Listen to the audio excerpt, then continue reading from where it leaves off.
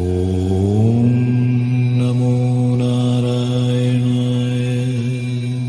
ഓം നമോ നാരായണായ. பாகவதத்தில் ஒரு முக்கியமான கதை ஜடபரதனின் கதை. இதை ஸ்ரீ அனந்தராம தீட்சிதர் பல ஸ்லோகங்களாக 3 சாப்டரில் எழுதியுள்ளார். ஜடபரதன் ஒரு அரசர். அவர் அரசாண்டு விட்டு வயதான காலத்தில் காட்டிற்குள் சென்று தபசு செய்து வந்தார். அப்போது அவருக்கு ஒரு மானின் மேல் ஒரு பற்று ஏற்பட்டது. மான் ஒரு நாள் வரவில்லை என்றாலும் அவருக்கு ஒரே கவலை ஏற்பட்டது. அதனால் அவர் இருக்கும் போது ஒரு மானாகவே பிறந்து விட்டார் அடுத்த ஜென்மம். மேலும் அவர் ஆனால் அவருக்கு எல்லாம் ஞாபகமாக இருந்தது. பிறகு மறு ஜென்மத்தில் அவர் ஒரு அந்தணராக பிறந்தார். பிறந்து பற்றில்லாமல் வாழ்ந்தார். எதிலையுமே அவருக்கு பற்றில்லாமல் ஒரு டிட்டாச் லைஃபா அவர் வாழ்ந்தார். பிறகு அவர் மோட்சத்தை அடைந்தார். இதுதான் ஜடபரதனின் கதை. அதற்குத்தான் அவருக்கு ஜடம் போல இருந்து வாழ்ந்தார். அதனால் அவருக்கு ஜடபரதன் என்று பெயர் வந்தது. கோபிகா ஜீவன ஸ்மரணம் கோவிந்த கோவிந்த. ஸ்ரீ ஜடபரத சரித்திரம் தசமம் 1. त्वद्भक्तवर्यो भरदो महात्मा निक्षिप्य राज्यं तनयेष्वसक्त सकण्डकी तीरमवापराजा त्वत्पूजनार्थं पुलहाश्रमं हि तत्राभिषध्वां तुलसीभीशं कृष्णं समर्चन् गुरुवादनाद ध्यायन् प्रपञ्चं भवदङ्गभूतं निनायकालं प्रणवं जपं च यज्ञेश गोविन्द हृषिकनाथ हेहनन्दकृष्णाच्युतमाधवेति स्वप्नेऽभिराजा भवदीयनामानि अनारदं सङ्गदयन्न नाम किरीडिनं कुण्डलिनं गदाब्ज शङ्गारिपाणिं नवनीरदाभं कुन्धाबदन्तं कमनीयगात्रं पीताम्बरं त्वां मनसा स्मरत्स मन्दारमाला परिवीतकण्ठं मनोहरं मञ्जुळभाषणं त्वां दिव्योद्भपुण्ड्रं बहुरत्नभूषं मुक्ताधिकारं मनसा स्मरत्स नदीतटेऽस्मिन् जपदः कदाचित् त्रिशाकुलाघाधरणी सगर्भां तया हरे वारिणि पीयमाने जगर्जसिंहो जनयन् सुभीतिं भीत्या मृगी सा सहसोत्पतन्ति पपादगुल्मेधममार विष्णो बालं मृगं योनि विनिस्पृतं तं जग्राहराजा कृपया जलोटं मात्रा विहीनं परिपालयन् स त्वत्पूजना दृष्टमना बभूव प्राप्तेन्दकाले सुतलद्रुदन्धं पश्यन् मृगं प्राप मृगस्य जन्म प्राप्तो मृगत्वं पुलहाश्रमेऽस्मिन् कालाञ्जरादेत्य चचार भूयः शृण्वन् समाजे च कदा मृगत्वं त्यजन् ततो चे भवदीय नाम हस्यन् मृगत्वं परतो महात्मा वेदस्तु सङ्गान् मनसा स्मरं स्वां जले स्थितः सन् हरये नमस्ते नारायणायेति जगादचोच्चै ततो महाभागवतो महात्मा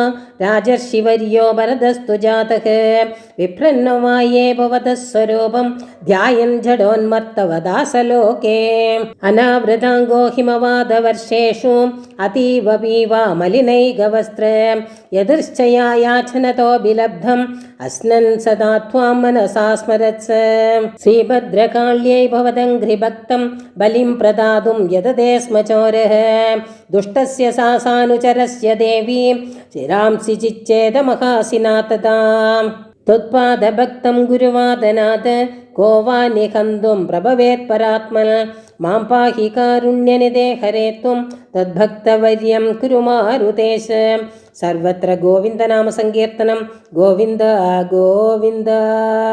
दशकं 2.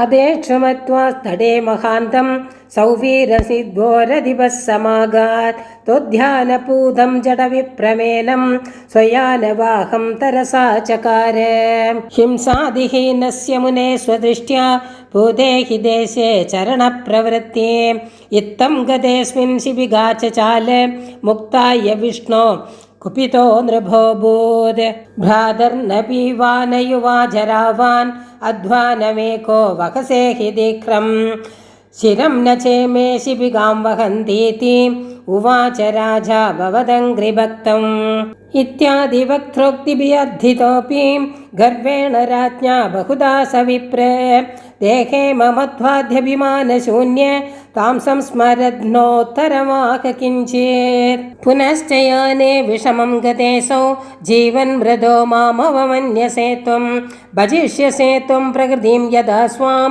कुर्यां तदेदि न्यगति त्वदीयं तौल्यं कृशत्वं चरुजादयोन्ये देहेन जातस्य हि ते भवन्ति मानेन शून्यस्य न सन्ति राजन् इत्याह योगी त्वयि बद्धभाव देहो मयायं बहुशिक्षितोऽस्ति पुनश्च शिक्षा यदि विष्टवेश स्थितोऽस्म्यहं स्वप्रकृतो हि राजन् इत्यप्रवृत्तं गुरुवादनाद श्रुत्वा तु राजा बहुयोगशास्त्र सारं महत्तद्वारयावरुह्य तत्पादमूले निपपादभक्त्या क्षमाभयं त्वच्चरणैकचित्तं कस्त्वं महात्मन् चरसीह गूढ ब्रह्मस्त्ववांसे किल यज्ञसूत्रं प्रदृश्यते को ह्यवधूतमध्ये इत्यप्रवीतं गुरुवादनाद अध्वाजभारश्च तथैव गन्धा बन्धुमित्येति किल त्वयोक्तं जलस्य पानेन गता तृषाहि कथं भवेदित्यवदद्धरेसौ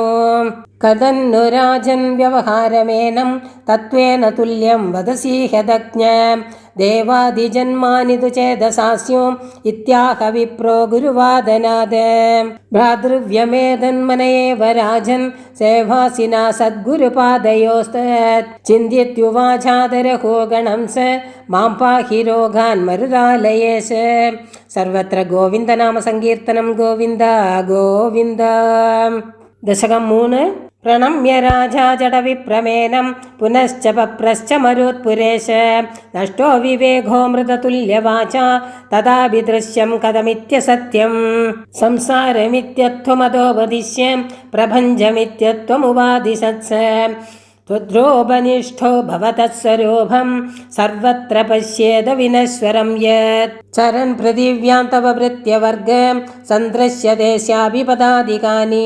अंसोडयानस्तरहो गणादि सर्वं तु दृश्यं ह्यसदाह विष्णो पिण्डस्वहेतो पृथिवीतले हि पृथ्वी स्वहेतो परमाणुसंज्ञे अज्ञानक्लप्तः स च मारुतेश त्वयेव चारोपितयित्युवाच आरोपिता स्तु यदा विनश्ये दीपेन रज्ञो तपसा प्रतीत ज्ञानेन चाद्यस्तजगश्च नश्येत् त्वमेव दास्यत्ववदस्य राज्ञे श्रीशङ्खचक्राब्जगदा किरीटहारी भवन्मङ्गलमङ्गलेश श्रीवासुदेवस्तु सदा सुपूर्ण ज्ञानात्मनास्तित्ववदस्वरूपम् श्रीवासुदेवस्तु जगत्समस्तं ज्ञानं हरे सत्यमिति न्यगादि एतच्च नाप्नोति मघादिनापि विना महत्पादरजोऽभिषेकम् अहं पुरा सम्भरदाख्य भूप विसृज्य राज्यं हरिपूजनार्थं वनं गतस्तत्र मृगत्वमापम् इत्याह भूपं स च मारुतेश